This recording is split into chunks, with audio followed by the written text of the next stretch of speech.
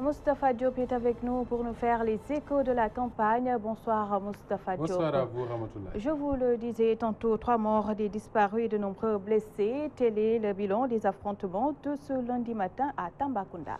Cela s'est passé, vous l'avez dit, dans la capitale du Sénégal oriental, de violents affrontements qui ont opposé des jeunes de Benno Bokk Yakaar aux militants du candidat Issa Sall de PUR. D'ailleurs, nous avons en ligne Alassane Diallo, c'est le correspondant permanent de Walfadjri à Tamba. Alassane, bonsoir. Oui, bonsoir Moustapha. Aux dernières nouvelles, le bilan est désormais porté à 3 morts. Vous aviez dit, Moustapha, 3 morts, c'est le bilan des affrontements survenus ce matin entre jeunes responsables politiques de la coalition Benno Bokk Yakaar et des gens en charge de la sécurité du candidat Issa Sall. Donc nous sommes ici au niveau du centre hospitalier régional où on a constaté le décès d'une 3e personne qui a succombé à ses blessures et le corps a été acheminé au niveau de la morgue du centre hospitalier régional de Tambacounda.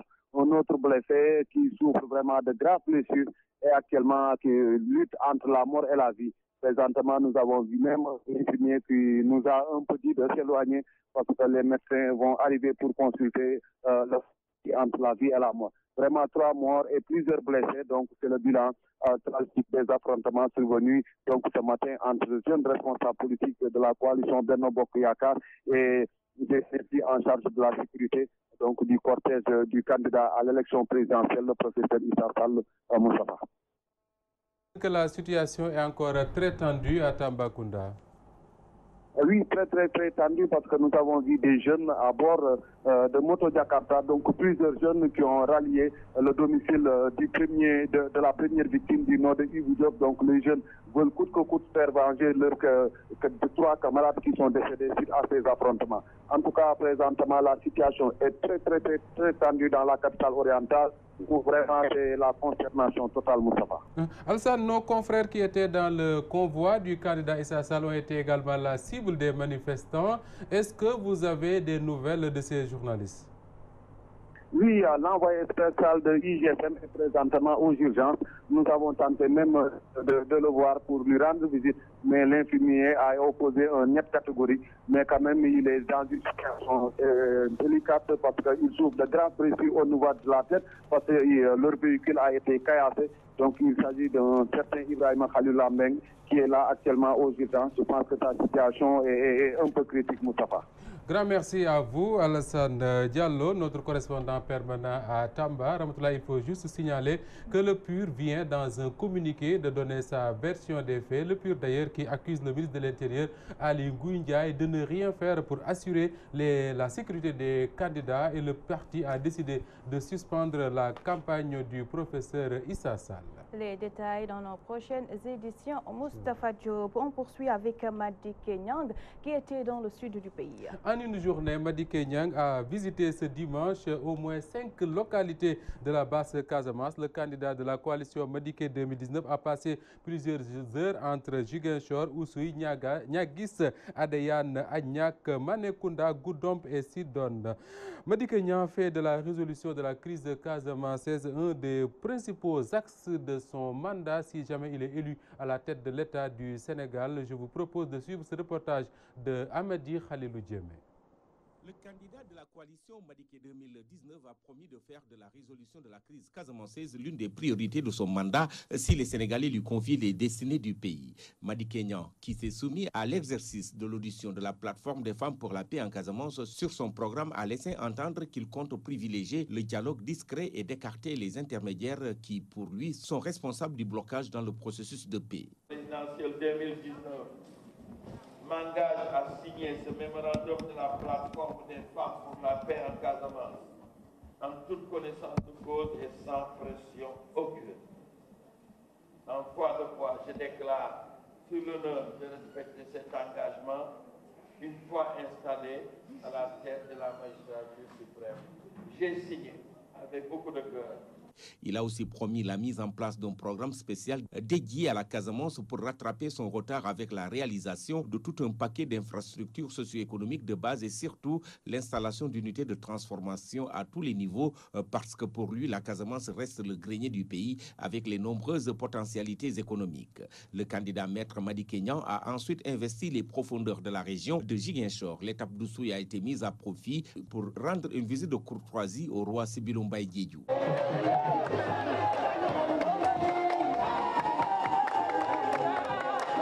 À Goudomp, les populations de cette zone dite le Balantakunda lui ont accordé un accueil chaleureux histoire de lui manifester leur sympathie et autres engagements acheminés avec lui jusqu'au palais de la République.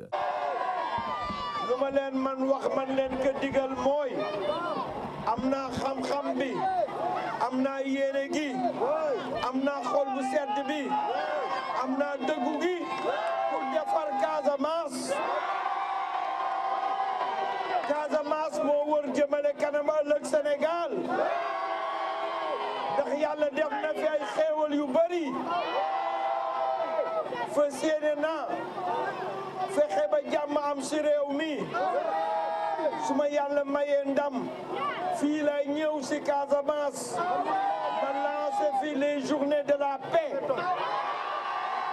De retour à Ziguinchor, le candidat maître Madické Niang a rendu hommage aux 4 gendarmes qui ont perdu la vie suite à l'accident survenu dans la région de Sédhiou. Ces gendarmes appartenaient à l'escadron terre et étaient chargés d'assurer la sécurité du président sortant. Ziguinchor, Amadi Khalilou Diémé pour la radio-télévision Walfadjri. Amadou Ba, lui, mobilise au Parcelles Assainies, Moustapha. Le ministre des Finances, également délégué régional de Benno Bokk Yakaar à Dakar, était en meeting au terrain ACAPES des Parcelles Assainies, où il a reçu comme renfort la première dame Marième Faye Sall, mais également le maire des Parcelles Moussa Sy. C'est un reportage de Abdou Khoudos Diallo.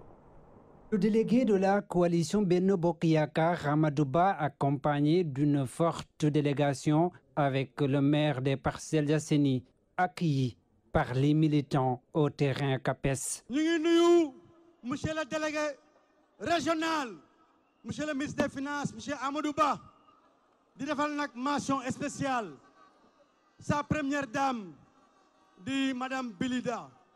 Madame Biliba, vous avez réussi le grand pari de la mobilisation. Vous avez relevé le défi de la mobilisation. Nous vous félicitons au nom des Parcelles Assainies. Nous vous félicitons au nom de la coalition Benno Bokk Yakaar que nous coordonnons ici aux Parcelles Assainies. Félicitations, ñu ngi lay delloo njukkal. Encore, vous avez démontré que vous êtes une grande dame. Donc ñu ngi lay ñaanal yàlla yokku yàlla taxawu.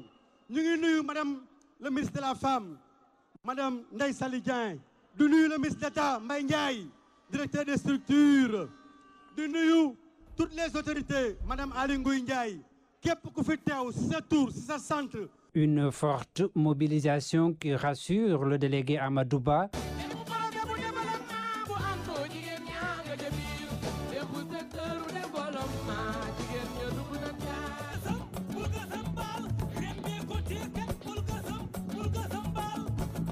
Sunu yaay ju ñaawul jaangi nii, sunu yaay Madame Sall ngaari Lamtoro. Macky moo koy doole, Macky moo koy doole.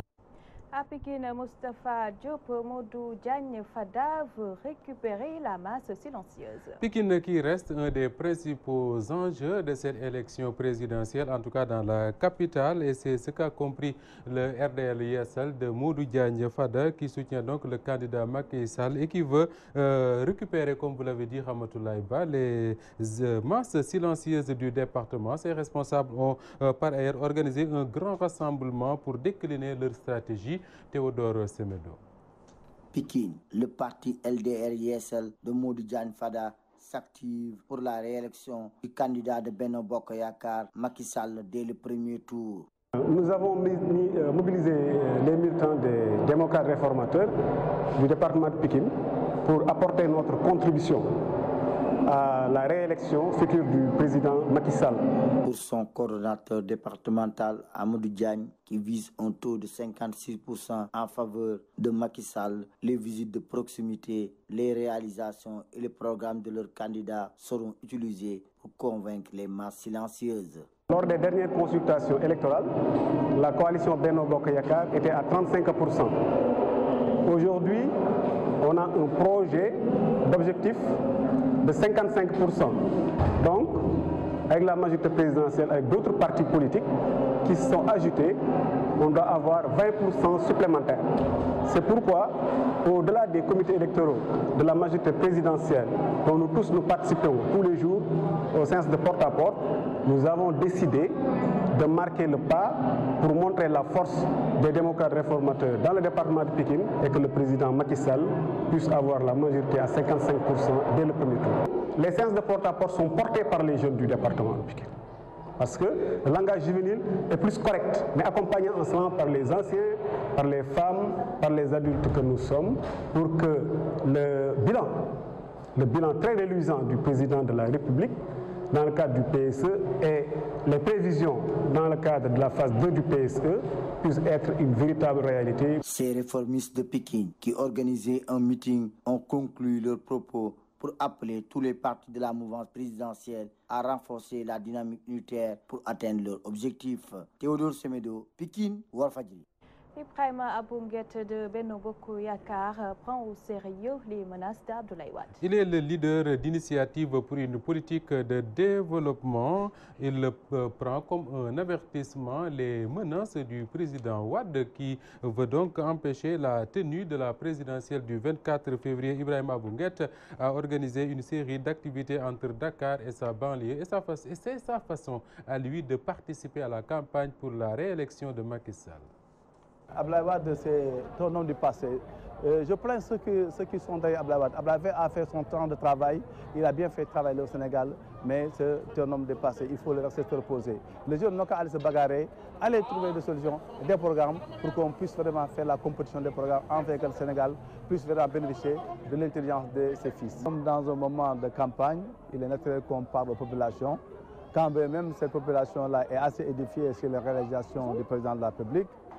On ne peut pas ne pas voir parce que ça saute à l'œil nu. C'est les infrastructures, c'est des équipements. Ensuite, sur le plan également des appuis, c'est des appuis, les bourses sociales, également c'est le CMI. Toutes choses qui font qu'aujourd'hui, savent que le président a déjà beaucoup investi dans le Sénégal. Et pour un second mandat, nous pensons que c'est vraiment comme une lettre à la poste. Nous faisons beaucoup de rencontres de proximité un peu partout. Hier, on était à Touba, avant-hier, on était à Podor. Aujourd'hui, on est à Pékin et Ouagouniaï. Nous serions à Kédougou, Tambacounda, Goudiri et on sera jusqu'au niveau de la Mauritanie. Cela veut dire que nous sommes en train de porter la bonne parole aux populations, les rassurer, les conforter dans ce qu'elles ont toujours reconnu, c'est-à-dire le président de la République comme donc, le mentor, celui qui les permet de sortir de l'ornière. Également son aura, le président a fait un grand programme. Des routes ont été construites, des sociétés ont été établies, des villes ont été également construites, ensuite des facilités ont été accordées aux populations, le budget a été augmenté. Quelqu'un qui dit qu'il n'a pas vu le soleil alors qu'il est au zénith, le taxer de cécité, c'est vraiment mal parlé. Il n'est que dans le début et à cela, on ne donne que le rendez-vous au soir du 24 février.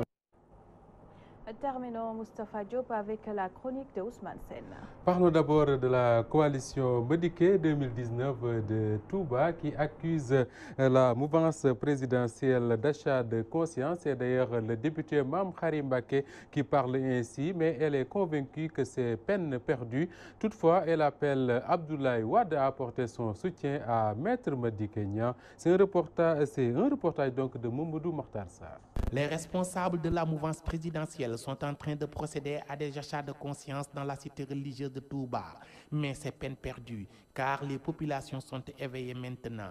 Personne ne peut plus les utiliser à des fins politiques. Déclaration faite par Sokhna Mame Khary Mbacké Moustapha Bassirou, coordonnatrice du mouvement MDC, en marge d'une assemblée générale pour soutenir le candidat de la coalition Madické 2019. Le président Macky Sall a été rattrapé par son passé. Il est en train de faire ce qu'il avait dénoncé en 2012.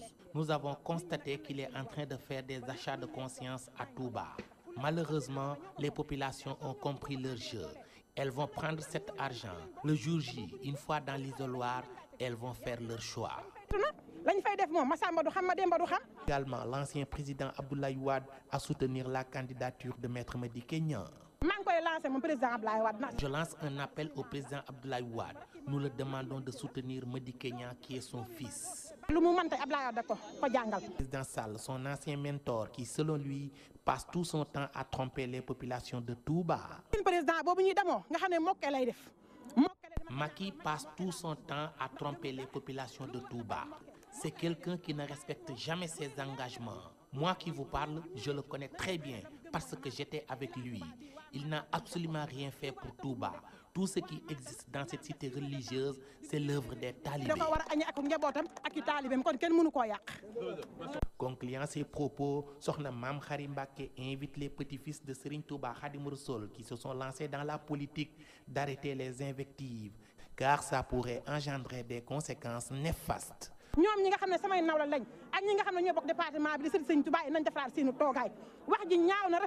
Touba Mbacké, Mamadou Makhtar Sarr pour la radio-télévision Walfadjri. La chronique de Ousmane Sène qui s'installe maintenant dans ce journal de la campagne. Ousmane Sonko rend visite à Maître Abdoulaye Wade et reçoit une volée de bois vert et un concert d'alerte, une audience qui relance le débat autour des contrariétés de la vie politique qui passe vite du blanc au noir. Mais Abdoulaye Wade, un vieux qui garde un fort contrat avec la jeunesse, reste un bon parapluie, surtout sous la pluie de violence qui peut épouser toutes les formes avec cette campagne encore endeuillée. C'est Ousmane Sène qui parle ainsi et voici sa chronique du jour. Si la victoire est chez Wade, beaucoup de nos candidats iront lui rendre visite. Mais la visite d'Ousmane Sonko, la moins attendue pour ses critiques contre le système, a été la plus commentée et sans doute la plus pimentée sur les réseaux sociaux et dans la presse sénégalaise. Le leader de PASTEF qui soutient qu'il ne se focalise pas sur des hommes, mais sur un système mis en place par des hommes. Seulement, ces hommes sont les purs produits du système. Maître Wade a été étudiant du système, opposant au système, puis président par le système. Donc quand Ousmane Sonko fonce sur le mur du système, c'est peut-être pour l'escalader, mais pas pour le heurter et se faire mal. Dans sa tête, qui a toujours travaillé contre ce système, en tout cas, en précisant ses propos, Ousmane Sonko obtient des circonstances de campagne, car même à l'impossible, la campagne se tient. Avec le rendez-vous de la présidentielle, tout est permis, sauf ce qui est interdit. Ce qui est interdit, c'est clair, la violence en fait partie. Et si l'agressivité et la provocation ne sont pas érigées en mode de campagne depuis le début, pour ces candidats stars, flanquer chacun de ces géants, c'était pour éviter ce qui s'est passé à Tambacounda. Ce lundi, la violence s'est levée à l'Est, où des bagarres entre des militants du PUR et ceux de Benno Bokk Yakaar ont fait des morts et plusieurs blessés. Les Sénégalais avaient très vite pourtant alerté sur cette violence qui a inauguré cette campagne, mais la sourde oreille avait vite propulsé le danger qui aujourd'hui retombe sur les têtes de pauvres citoyens. Cette violence